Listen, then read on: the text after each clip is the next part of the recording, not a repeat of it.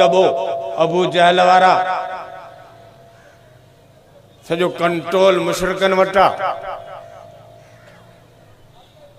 मक्के का निकरी थोरो जगह उत्तर वंजे तो मदीनो आ मदीने में आए खैबर में यहूदी उन्हनि जी पंहिंजी हुकूमत वड़ा उन्हनि जा बाग वड़ा पैसे वारा मकार अटकली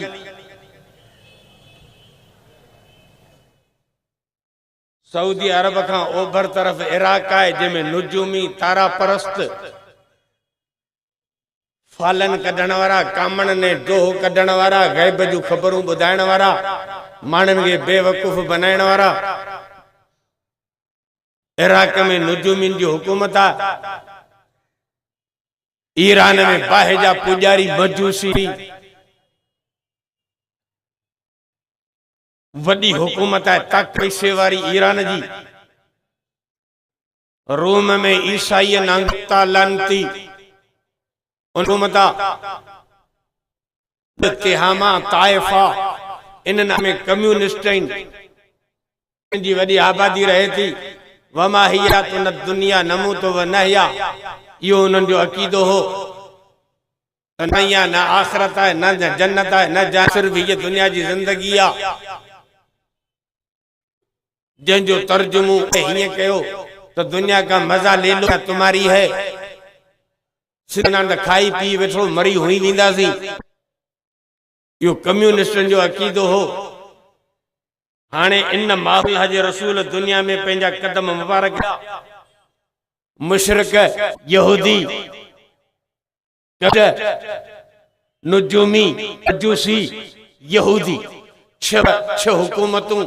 इन्हनि जो रोब दबदबो फौज पुलिस पैसो सजो इन्हनि वटि आहे इन माहौल अल्लाह जे रसूल कदम छॾिया केलो आहे साण सां गॾु फौज बि कान्हे यहे अलम यजिद के यतीमन आयो आए पर यतीम अम्मा कोने आयो आए पर अकेला से गॾु फौज बि कोने आहे बि मिस्कीन दौलत बि कान्हे वटि जो पैसनि जे ज़ोर ते माण्हुनि खे भिले खे मुस्लमान करे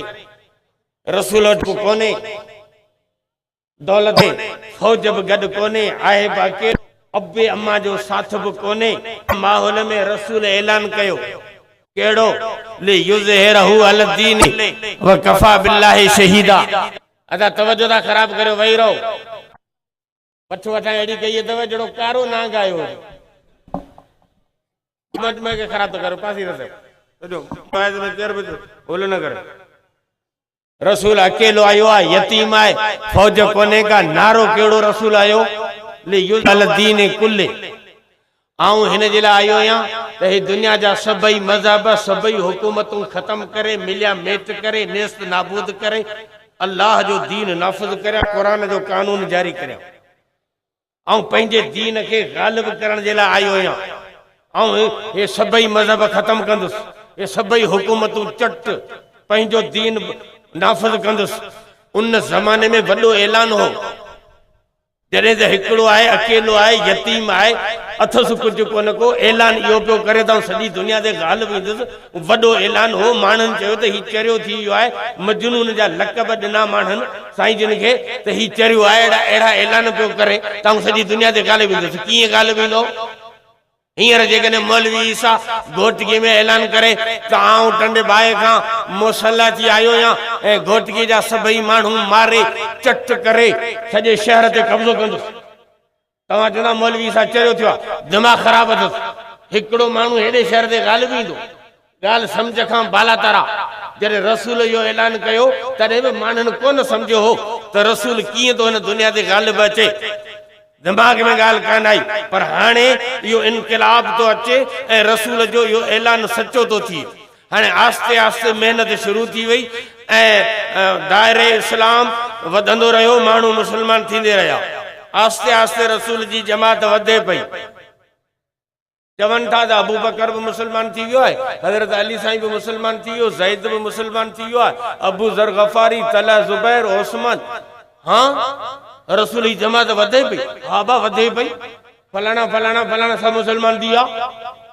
हीअं खलबली मची काफ़रनि में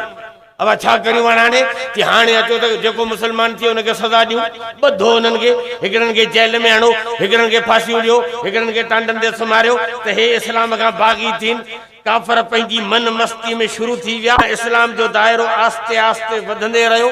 टांडा भी कबूल आहिनि जेल भी कबूल आहे फांसी भी कबूल आहे सभु कुझु कबूल आहे ज़नीरा जूं अखियूं निकिरी वयूं सुमैया ॿ टुकर थी वई बिलाल टांड ते सुतो पियो आहे अम्मार यासिर बाहि ते पिया आहिनि ओस्मान साईं जेल में ॿधो पियो आहे अबू जुंदल अबू बसीर खे ज़ंजीरूं लॻियूं पियूं आहिनि पर ला इलाहा इल्लल्लाह जी तवार हले पई मुहम्मद मुस्तफ़ा जो दीन पखड़े पियो माण्हू वधनि पिया काफ़र परेशान आहिनि हलंदे हलंदे हलंदे हलंदे स्टेज बाय स्टेज जॾहिं रसूल जी जमात जो अंग थियो 39 मुसलमान अच्छा हाणे अल्लाह जे रसूल दुआ घुरी अल्लाहुम्मा अइज़िल इस्लाम बि उमर इब्न अल ख़त्ताब ख़ास या रब्बुल आलमीन कॾहिं इस्लाम खे इज्जत ॾियण चाहीं थो त उमर खे मुसलमान करे मुॾा रवानो कर जी बिस्मिल्लाह आयो उमर तलवार खणी निकतो शिकार करण पर पान शिकार थी वियो रसूल जी खिदमत में आयो आहे मुसलमान थियण आयो आहे कलमो पढ़ियो आहे इस्लाम जी तारीख़ में सब खां पहिरीं जॾहिं उमर कलमो पढ़ियो हो तॾहिं मोहम्मद मुस्तफ़ा पाण नारे तकबीर जो आवाज़ बुलंद कयो हाँ इनजे करे तव्हांखे ॿिया नारा ॿुधण में ईंदा मुख़्तलिफ़ जलसनि जुलूसनि प्रोग्रामनि में सम्झो कई अॼुकल्ह छो त जदीद दौर आहे हिन दौर में रोज़ानी मोबाइल सेट नओं थो अचे मार्केट में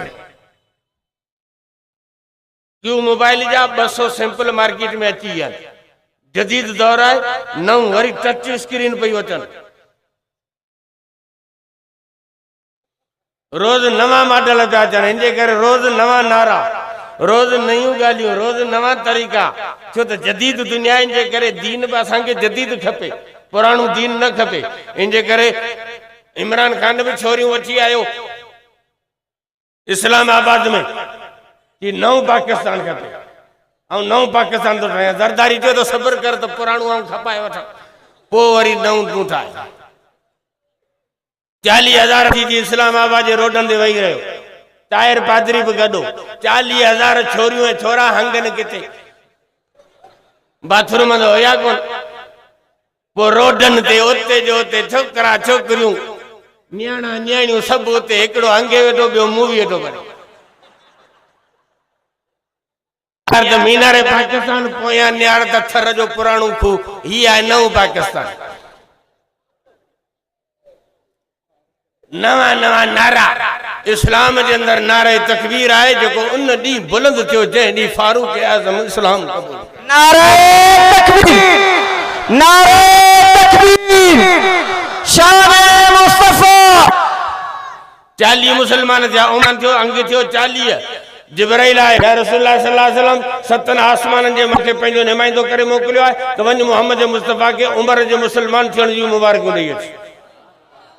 हेड़ा 40 मुसलमान थिया उमर आयो कुरान जी आयत नाज़िल थी या अय्युहन नबिय्यु हस्बुकल्लाहु व मन तबक मिनल मोमिनीन ऐं मोहम्मद उमर अची वियो हाणे परवाह कोन्हे 40 खोकर मुसलमान ना बि थिए त बि तोखे परवाह कोन्हे 40 इहे वादू रब जी मदद तोसां गॾु आहे जी बिस्मिल्लाह हल अॻिते उमर जो मुसलमान थियो अॻु में जेको थियो सो रसन में ॿधो पियो आहे ईमान खे लिकायो टांडनि ते सुतो पिया उमर जो मुसलमान थियो त तलवार खणी मके में घिड़ी पियो अबू जहल घर कहिड़ो आहे अरे कढो अबू जहल खे ॿाहिरि अबू जहल घर में निकिरे कढो अबू जहल खे ॿाहिरि नथो निकिरे चई ॿुधाए छॾियोसि त उमर मुसलमान थी अंगूठो पटणो ॾे थो पटे वञे हा जंहिं मके में चैलेंज कया काफ़रनि खे सो उमर आस्ते आस्ते मुसलमान वधंदा दुनिया लाई छा खबर ना जाहिला ला छा किताब कंदा पढ़न ता पढ़ी ॾिसो तारीख़ुल खुलफा वारे लिखियो आहे त क़यामत जॾहिं जॾहिं पूरी दुनिया जा इंसान अची गॾु थींदा अल्लाह तबारक व तआला अर्श खां नाज़िल थींदो हिसाब किताब वठण जे लाइ रब लहंदो हर कंहिं शइ जो नुज़ूल पंहिंजे अंदाज़ जो हवाई जहाज एयरपोर्ट ते लही वियो मौलवी ईसा 8वीं मंजिल ते हो सो लही आयो सवेरी मूंखे 103 डिग्री बुखार हो पर हाणे लही हो। पहिरीं मूंखे कावड़ हुई पर हाणे लही वई। दरियाए सिंध ते पानी फुल हो पर हाणे लही हो। पानी जो लहण, कावड़ जो लहण, बुखार जो लहण, हवाई जहाज जो लहण, माण्हू जो मथां का लहण, हर शइ जे लहण जो अंदाज मुख्तलिफ आहे। रब जो लहण जहिड़ो रब आहे अहिड़ो उनजो नुज़ूल आहे। रब जो लहंदो मैदान महशर में हिसाब किताब दिला तो सब का पहिरीं पहिरीं क़यामत ॾींहुं रब ऐलान कंदो, आए उमर तूं भली करे आए मूं रब सां हथ मिला। जेके क़यामत ॾींहुं रब भली कर ॾींदो सो उमर हूंदो, जंहिंसां क़यामत ॾींहुं रब हथ मिलाईंदो सो उमर हूंदो। जंहिं उमर अल्लाह जे ख़िदमत में इस्लाम पेश कंदो। रब्बुल आलमीन मूं तो रब जे लाइ गिफ्ट में इस्लाम आंदो आहे जो मूं इस्लाम जी ख़िदमत कई आहे। आस्ते आस्ते मुसलमान पिया वधन, 100, 150, हाँ 200 मुसलमान वधी विया, 250 जो न थी विया, 300 ऐं जेॾीमहिल मुसलमान 313 थिया, जेॾीमहिल मुसलमान 313 थिया त हाणे लाइन चेंज थी। हा पहिरीं बिलाल जी सब्र कर बाबा, अम्मार यासिर साईं बाहि ते सुता पियूं सब्र करियो, सुमैया सब्र कर, ज़नीरा सब्र कर। अॻ में इहा तालीम हुई। 313 थिया, हाणे लख गणो, हाणे रांदि सौटे जी थींदी, हाणे मुड़स जो मट आहे बिड़ी हक वठबा, हाणे झेड़ो कबो। इन झेड़े जो नालो आहे जिहाद। 313 ते अल्लाह जे रसूल जिहाद शुरू कयो। अॼुकल्ह जिहाद खे चवनि था दहशतगर्दी। दहशतगर्दी ऐं जिहाद में फ़र्क़ु आहे। लिड में लड्डू में फ़र्क़ु आहे। बेवकूफ़ दुनिया खे न बनायो। दहशतगर्दी ॿी शइ आहे, जिहाद ॿी शइ आहे। आदम अलैहिस्सलाम खां वठी अॼु ॾींहं ताईं माण्हुनि जा रूह केरु थो कब्ज़ करे? इज़राइल वॾो दहशतगर्द आहे। मारे माण्हू सब चट गया अथसि। लूत अलैहिस्सलाम जी कौम ते अज़ाब आयो। हज़रत जिब्राइल अलैहिस्सलाम ज़मीन खे तरी ते खणी आसमान ते वञे ऊंधो करे फिटो कयो। इहो कम जिब्राइल कयो। पोइ जिब्राइल दहशतगर्द आहे? चओ न। अल्लाह ताला पत्थरनि जा मींहं वसाया, तूफ़ान मोकिलई, किन ते ॿोॾ आई, पाणी मोकिलई, किथे पाणी पियो अचे, किथे मच्छर पिया अचनि, किथे पत्थरनि जो मींहुं पियो अचे, किथे ज़मीन उल्टी पई थिए, किथे जिब्राइल पियो कमु करे, किथे इज़राइल पियो कमु करे, किथे हवा पई कमु करे। पोइ इन्हनि सभिनि खे तूं चओ इहे दहशतगर्द आहिनि। इहे दहशतगर्द न आहिनि। ॿुधी छॾ, अल्लाह ताला इस्तेमाल तो करे।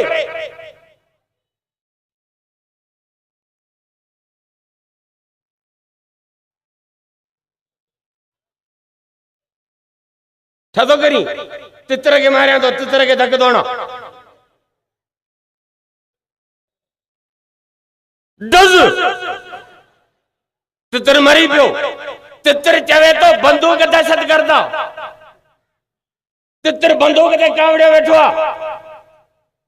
तितर के चओ त इहा तुंहिंजी बेवकूफ़ी आहे। बंदूक ते नाराज़ न थी। बंदूक जंहिंजे हथ में आहे उहो पियो मारे। बंदूक इस्तेमाल पई थिए। बंदूक जो कोई ॾोह कोन्हे। ॾोह उन माण्हू जा जिन घोड़े ते हथा।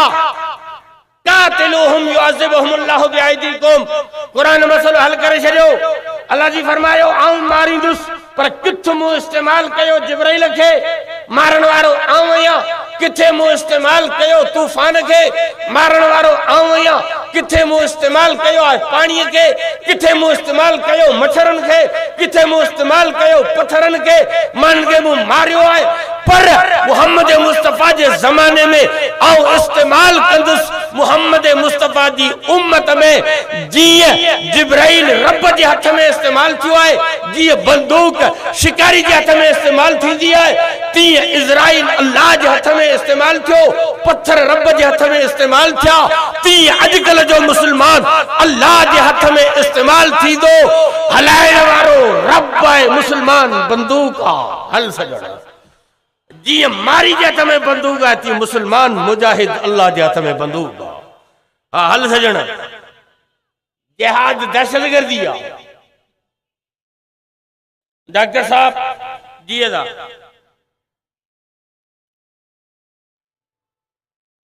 डॉक्टर साहब ही हिते हेॾो गंढो थी पियो गंढा बाय सूर नंढा रामा हाँ बे खबर कर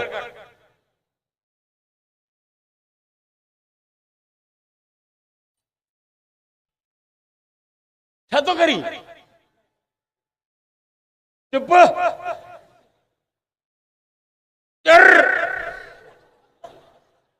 छा चई हिनखे वठींदुसि ब्लेड सां कटींदुसि गंद नुपूड़े कढी साफ करे डेटोल कपा धोई साफ करे गंद कढी पोइ हुनखे टांका हणी पोइ मथां पाउडर मलम लगाए कपा रखी पठो कबो जेसि ताईं इहो गंद न निकिरंदो तेसि ताईं तूं ठीक न थींदे। ऑपरेशन करण वारे डॉक्टर के जेकॾहिं को माण्हू दहशतगर्द तो चवे त इहो माण्हू चूतियो आहे। डॉक्टर मरीज जो ख़ैर खाए जेसि ताईं गंद न निकिरंदो तेसि ताईं मरीज ठीक कोन थींदो। मुजाहिद जेसि ताईं हिन मुआशिरे मां गंद न कढंदो मुजाहिद खे दहशतगर्द चवण वारो चूतियो आहे। ऑपरेशन करण वारो डॉक्टर मरीज जो ख़ैर खाए मुजाहिद हिन मुसलमान क़ौम जो ख़ैर खाए। दिमाग़ ख़राब है अल्लाह जे रसूल जिहाद कयो जिहाद शुरू थी वियो। अब जो ख़बर है पहिरीं जंग कहिड़ी लॻी जंग बदर छा थियो हुन में ये मुसलमान हुआ काफर हज़ारनि में मुसलमान वेचारा 160 किलोमीटर आया मदीने का बदर जो मैदान 160 किलोमीटर आहे पंधु करे आया वञनि पिया अचनि पिया पंधु 160 किलोमीटर पंधु। आज तई रसूल जे सहाबा ते ॿुधी नथो मरी बीठो आहे रोड ते चुंकिची वारो अचे केॾां थो वञे जी घोटकी हूअ घोटकी पई नज़र अचे सियारे जो घारो माण्हू उछले त घोटकी ते मरे पंध नथो करी बीठो आहे चुंकिची जे उन्हनि सहाबा ते तबसरा था करियो जेको 160 किलोमीटर पंध करे बदर जे मैदान ते जी 313 ॼणा आहिनि 5 तलवारूं 308 ॼणा लठियूं खणी आया पाणी बि कोन्हे जे ज़मीन ते बीठा आहिनि उहो वारियासी ज़मीन आहे रेती पेर स्लिप पिया थियूं बिना हथियारनि जे पाणी जी खोट। अल्लाह जी फरमायो मोहम्मद मुस्तफा सल्लल्लाहु अलैहि वसल्लम मुंहिंजी मदद अची वई अचे पई मदद। पहिरीं मदद कहिड़ी आई ताला सहाबा खे मैदान बदर में निंड ॾिनी दुश्मन बीठा आहिनि बीठे बीठे सुम्ही रहिया दुश्मन जे साम्हूं मैदान जंग में सुता पिया आहिनि। अजीब ॻाल्हि आहे तुंहिंजे घर जे ॿाहिरां फायरिंग थिए पोइ तूं सुम्हंदे तूं राति जो घर वेठो ई ॿाहिरि फायरिंग थी रिपीटर खण सॼी राति तुंहिंजी निंड आराम थी वेंदी। मैदान में सहाबा बीठा आहिनि सुता पिया आहिनि अलाह सही निंड चई पंधु करे आया हुआ थकी पिया निंड ॾेई इन्हनि खे थोरो फ्रेश करे छॾियो तैयार थी विया थी पियो ॿियो त दुश्मन ते रोब पइजी वियो दुश्मन ॾिठो वञ हे अहिड़नि जो मैदान जंग में बि सुम्हिया पिया आहिनि हिननि खे त डपु ज़रे जो न आहे। दुश्मन ते ठका थी वियो मींहुं पइजी वियो त पाणी हल थी वियो पाणी गॾु थी वियो सहाबा जे ज़मीन ते बीठा सां ॼमी वई पेर मज़बूत थी विया वही काफ़रनि न वञी जमा थियो काफ़रनि वारी प्लाट ते तिरकण थी पई हाणे उन्हनि जा पेर स्लिप पिया थियनि काफर तिरकन पिया सहाबा जा पैर मजबूत आहिनि। जिब्राइल जी जल्दी पुज बदर जे मैदान ते मोहम्मद मुस्तफा जे फौज जी मदद वञी करियो हलो नारे तकबीर नारे तकबीर शान मुस्तफा नारे तकबीर। अची जो जंगियुनि जो सिलसिलो शुरू थियो बदर आद गज़वा बनिल मुस्तलिक गज़वा मरीज़िया हुनैन खैबर अज़ाब खंदक फतह मक्का तबूक वठो ही जंगियुनि जो सिलसिलो शुरू थियो जिहाद जो त काफ़र रुॻो ॾिसंदे रहिया हैं मदीने जे दुनिया मुसलमान जो कब्जो थी वियो आहे, पर खैबर यहूदियन का पादरानी पड़े या अब खैबर जे मुसलमान कब्जो करया जी हुनैन वाली जंग में ती ताइफ नजद तियामा ये सब मुसलमान कब्जो करे विया दजती वने तो सन 8 हिजरी में 12000 फौज वठी मोहम्मद मुस्तफा मक्के में आयो जहे मक्के में रात जो हिजरत ते रसूल मजबूर थियो हो उन ही मक्के में अज मोहम्मद मुस्तफा चाबियों बैतुल्लाह जो हथ में रसूल फाते जी हैसियत में बीठो आ हाँ दुनिया दिसंदे रही मक्को भी वियो मदीनो भी वियो ताइफ भी वियो हुनैन में ताइफ भी वियो खैबर भी वही कल रसूल ऐलान कयो हो ताऊं गालिब ईंदुस मानू कोन दिसिया अज अखिन ॾिठूं त बराबर मोहम्मद मुस्तफा गालिब थी वियो मुल्क फतह थी विया वरे तन्नास यदखुलून फी दीनिल्लाहि अफवाजा टोलन जा टोला धड़ा धड़ मानू कलमो पढ़ दे विया इस्लाम में दाखिल थी दे विया यो इनकलाब नतीजो हो जिहाद जो पाकिस्तान के घणो टाइम थियो 1947 में पाकिस्तान थियो हेस ताईं घणो टाइम थियो 43 53 14 घणो थियो 7-8 साल पाकिस्तान के 7-8 साल थिया घणा मौलवी था वाइज कन हजारे मौलवी वाइजी वाइज करे करे करे मौलवी हिकड़ा मरी गया ॿिया मौलवी मुंह जड़ा मरण ते वेठे 7-8 सालन में हजारे आलिम वाइज करण वाला उन कौम जे अॻियां जेका कौम मुसलमान आ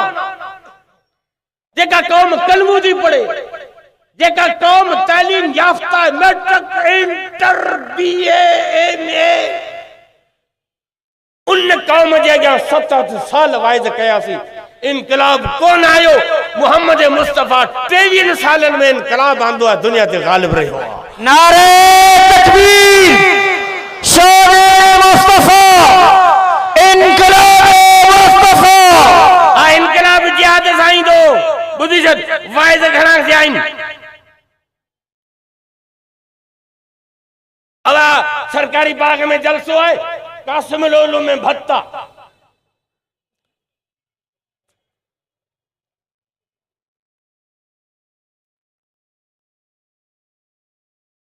केडो मजो पियो अचे मीठा मीठा हड़प हड़प और कड़वा कड़वा थू थू अब दंदन दियण सुनता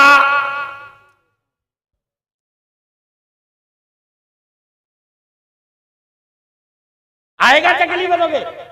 मजो पियो अचे सुभान सुभान अब मानियो खाई आंगर के चटण सुनता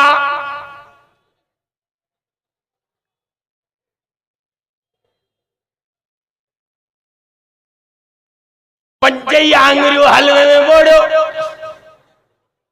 आलम सगोरा चवन दा सुनता हिया तो हलवा पेड़ा निकता जो सुभान अल्लाह इन हलवन तो दीन सजो मटाए छो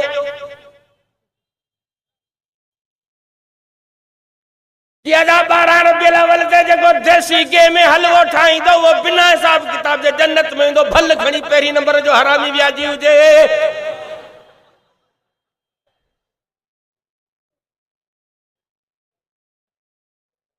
देसी के में जको हलवो 12 रुपये लेवल ते ठाई दो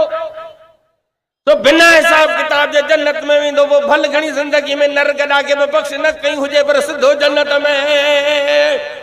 जन्नत तो जे पेज या इल्म कहानी दे लंड कढाने बिना हिसाब किताब जे जन्नत में वेंदो तो ॿियो मौलवी उन जो ब्लड प्रेशर हाई थी वियो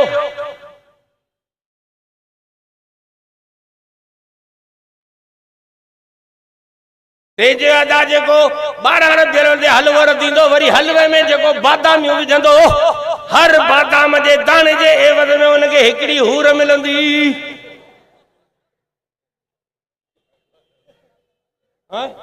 हर दाणे जे एवज हियर ता अखबार में पढ़ियो मुल्तान में एकड़ी हलवे जी देग ठाऊं 50 मण जी देग हां उन बादाम घणा हुआ 50 मण जी देग आ उन में 2 मण बादाम 2 मण बादाम जा दाणा घणा थिया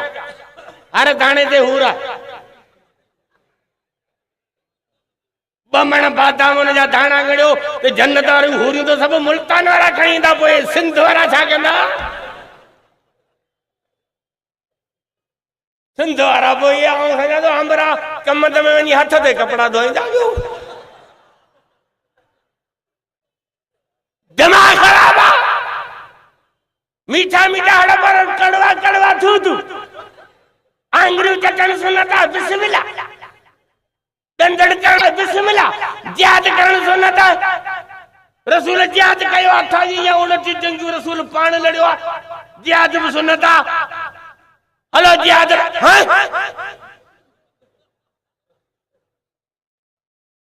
जिहाद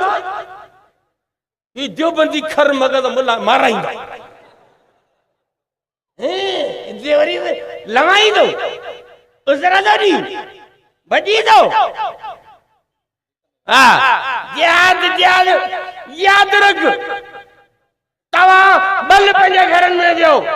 का परवाह ना है असा कल भी कुर्बानी जा बकरा हुआसी अज भी कुर्बानी जा बकरा आयूं कल अंग्रेज कुत्ते लंटिया से हुकूमत कई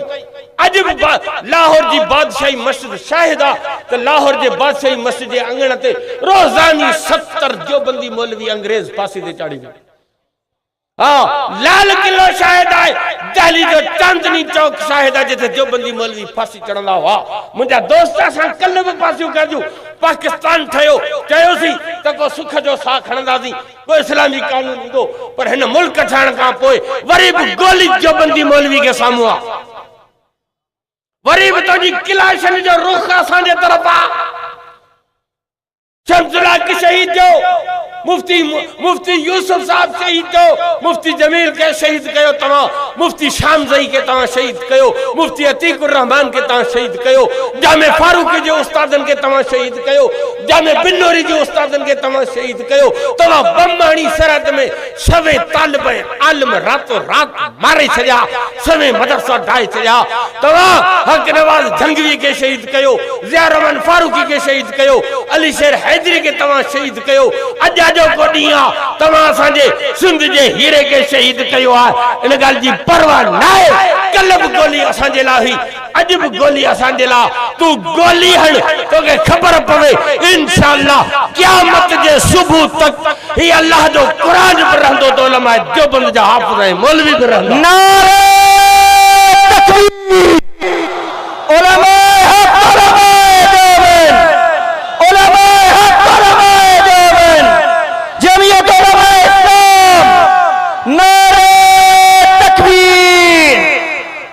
हिकड़ो मुजाहिद बैठो है असेंबली में हाँ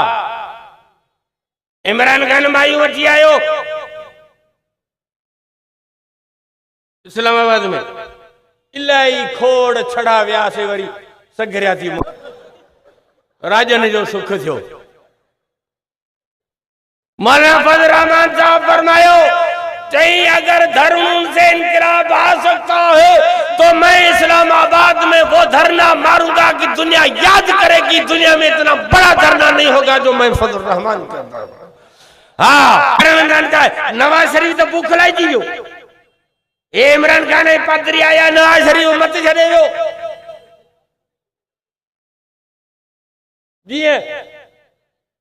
जी सही कायम अली शाह क्या बेचारे के समझ कोने सईद सगोरो आहे हिकड़ी घोट तबी पी घोट तबी पी हिकड़ी पोख तबी पचे कूड़ी कांगड़ में नचे प्यालो तो पुर के मुलम तो कुर के जड़ी पिणस जी दा पियाऊं दी बिस्मिल्लाह नवाज शरीफ आयो कराची में पुछई कायम अली जागा पुछई कराची जी आदमशुमारी घणी अची 22 करोड़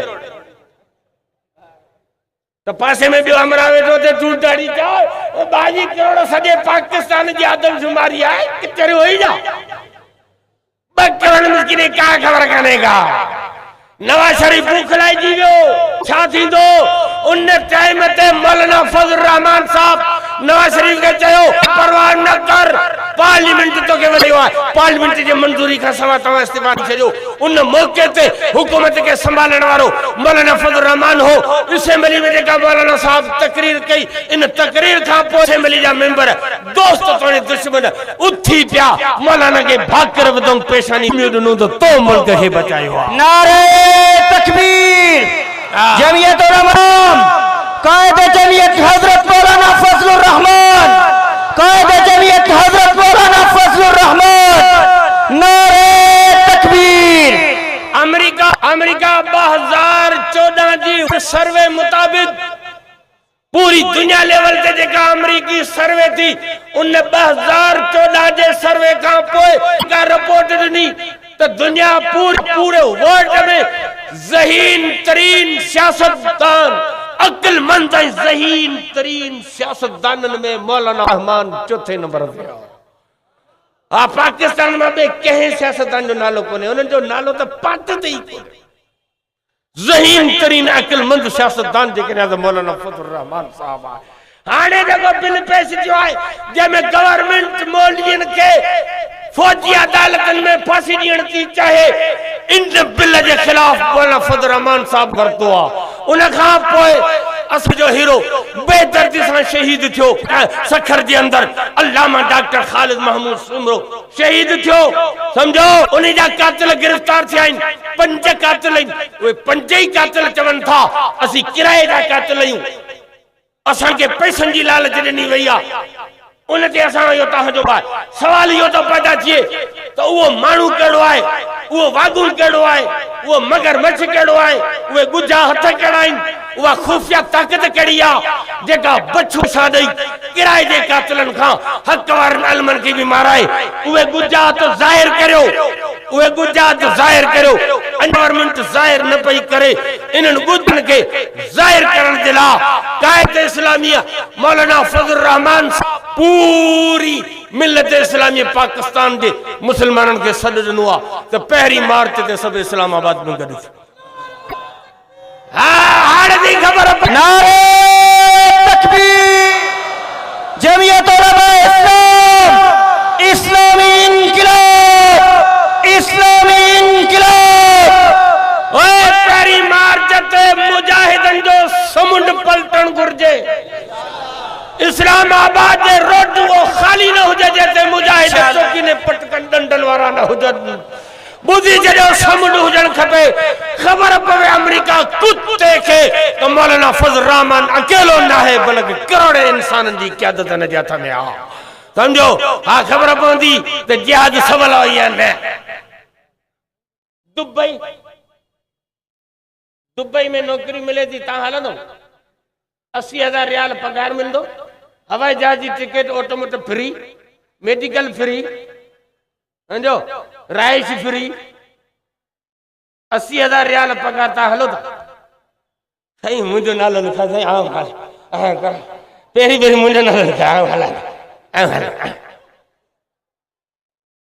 दुबई वञण ला तैयार है अरे वो घरवारी वो बच्चा अल्लाह खैर कंदो हल दुबई पीलो चवे पुट के छोरा भाग खोलियो तई वन दुबई रन दी परवाह न कर मां वेठो है हल दुबई सब तैयार हो पहिरीं मार्च ते मौलाना फजल रहमान साहब काल दुनिया हुकूमत के बुधाइणो है तो डॉक्टर खालिद महमूद सुमरे जा कत्ल जाहिर करो न त हे मुजाहिद हाणे खामोश थी न वेंदा नारे तकबीर जमीयत उलमा इस्लाम कायदे जमीयत हजरत मौलाना फजलुर रहमान नारे तकबीर जे करे तमा का फर्क न आयो तभी न था लो न तब परवाह करने का सिंध के अंदर 36,000 देवबंदी मदरसा पूरे पाकिस्तान में देवबंदी मदरसन में पढ़ने वाला तालिब 25 लख हाँ जेकर तव्हां न पालिया न तब तव्हांखे सलाम हुजे। जेॾी महिल मदरसनि जा तालिब 25 लख हाँ तस्बीह लठ ऐं टोपी पट के सां इस्लामाबाद में पहुता न इंशाअल्लाह ताला इस्लामाबाद जे बंगलनि में लज़रो ईंदो। हाँ इंशाअल्लाह ताला इनकलाब अचे पियो पर इनकलाब ईंदो। हाँ तस्बीह पढ़ ला इलाहा इल्लल्लाह ला इलाहा इल्लल्लाह ला इलाहा इल्लल्लाह ला इलाहा इल्लल्लाह।